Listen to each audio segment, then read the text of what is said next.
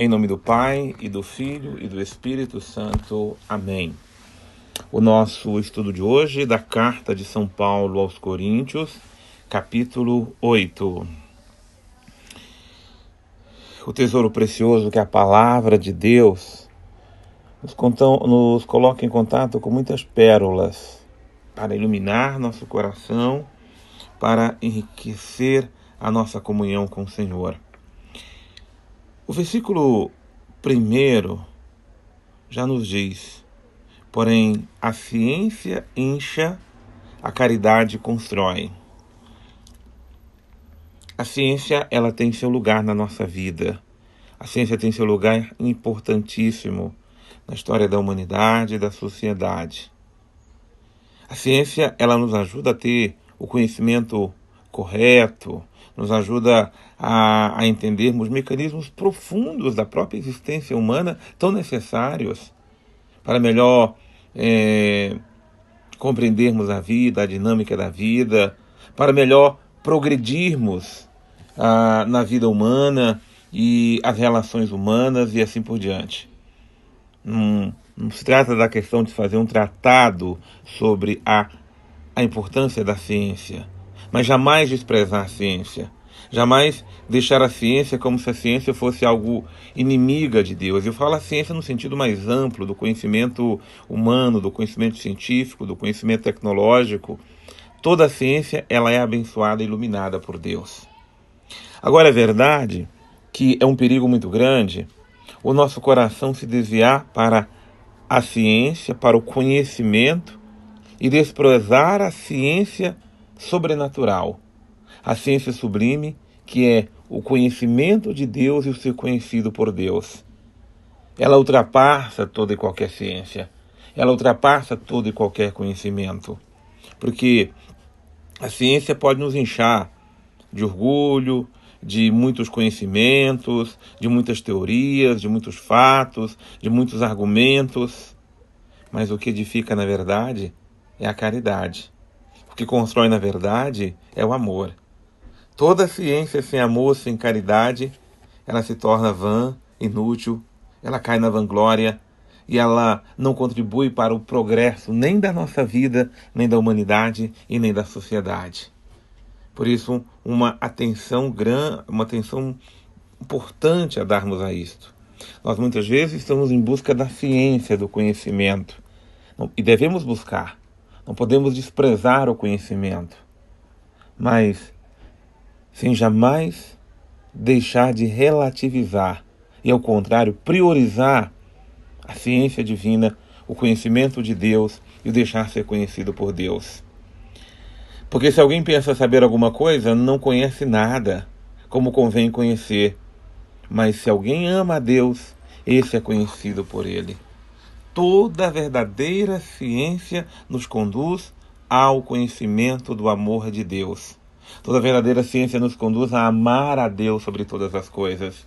Porque se você contempla, por exemplo, o universo, se você contempla as coisas criadas, e vê nelas tantas informações, tanta a dinâmica própria da natureza, você vê que nela há uma ciência divina. Então, toda a ciência, ela nos conduz ao amor de Deus. Nos conduz a nos colocarmos diante daquele que é o Senhor de todas as coisas, o Senhor nosso Deus. A partir do versículo 4, começa uma explicação, ou melhor, uma exortação de Paulo a respeito das carnes que são sacrificadas, imoladas aos ídolos. Paulo não condena essa prática. E por que Paulo não condena? Primeiro, porque não existe ídolos no verdadeiro sentido da palavra. Existem os ídolos que nós criamos. Porque ídolos é aquilo que se compete com Deus, ou aquilo que se coloca no lugar de Deus. Para quem conhece a verdade, sabe que não existe outros deuses. Só há um único Deus, o Deus único, verdadeiro, o Criador do céu e da terra.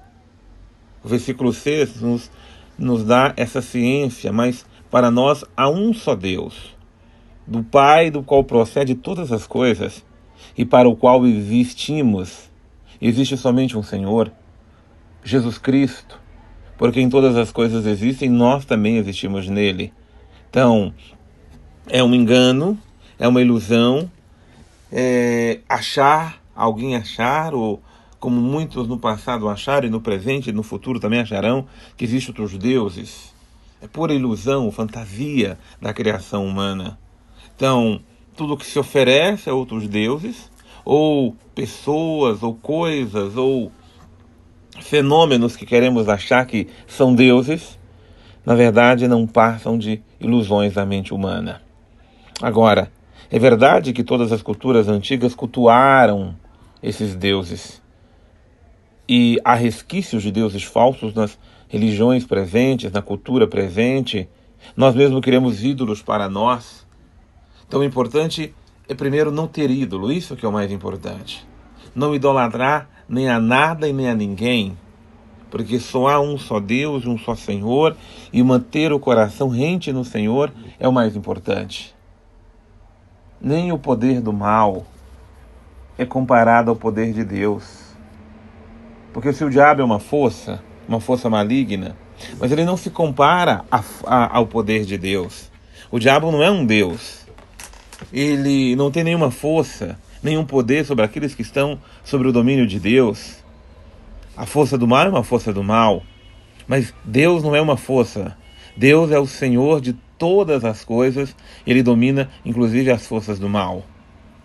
Por isso, há aqueles que querem até cultuar o mal, mas o que é o mal a não ser a força maligna atuando, na qual o poder de Deus destrói todas as forças do mal?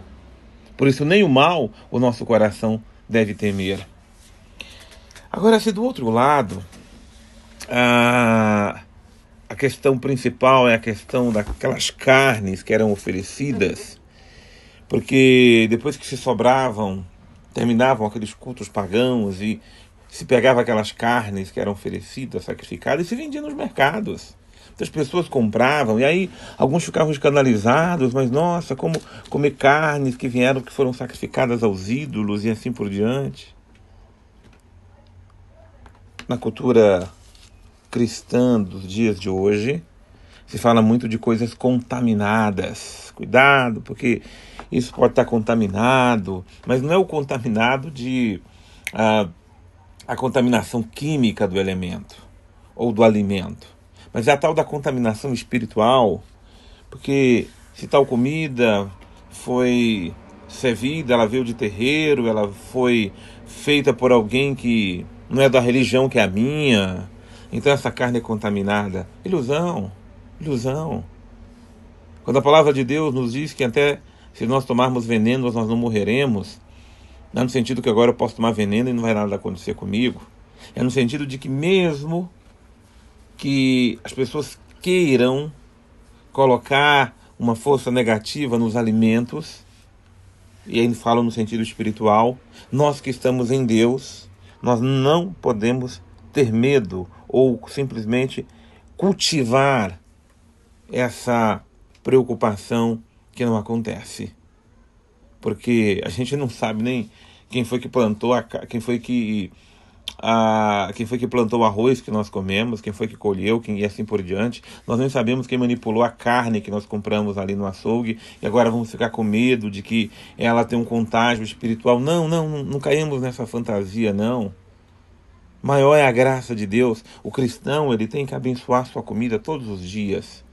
Importante para nós é darmos graças a Deus pelo alimento de cada dia, pedir a bênção de Deus para aquilo que comemos, para aquilo que bebemos, e não ficarmos com questões que muitas vezes não levam a nada. Levam sim a cultivar o medo, a fantasia, o preconceito, a discriminação e assim por diante.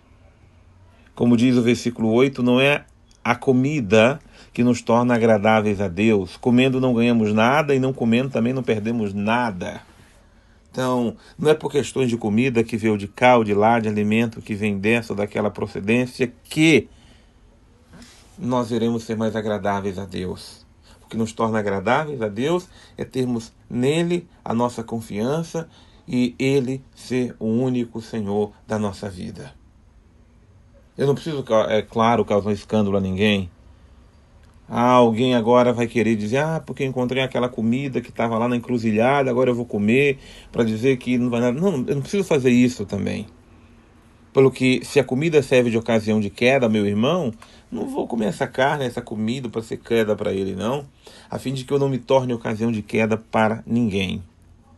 O mais importante é eu não temer, eu não criar fantasia, eu não criar simplesmente mitos, porque muitos mitos nascem daí, de elementos, de forças negativas que atribuímos a coisas que não têm poder de agir sobre nós. Nosso único temor é não servir a Deus de todo o nosso coração. Quando não servimos, e aí nos deixamos nos distrair pelas forças do mal, elas têm poder, sim, sobre nós. Quando o nosso coração está em Deus, Ele cuida do que comemos, do que bebemos, e o nosso coração está nele. Que o Senhor nos abençoe, em nome do Pai, e do Filho, e do Espírito Santo. Amém.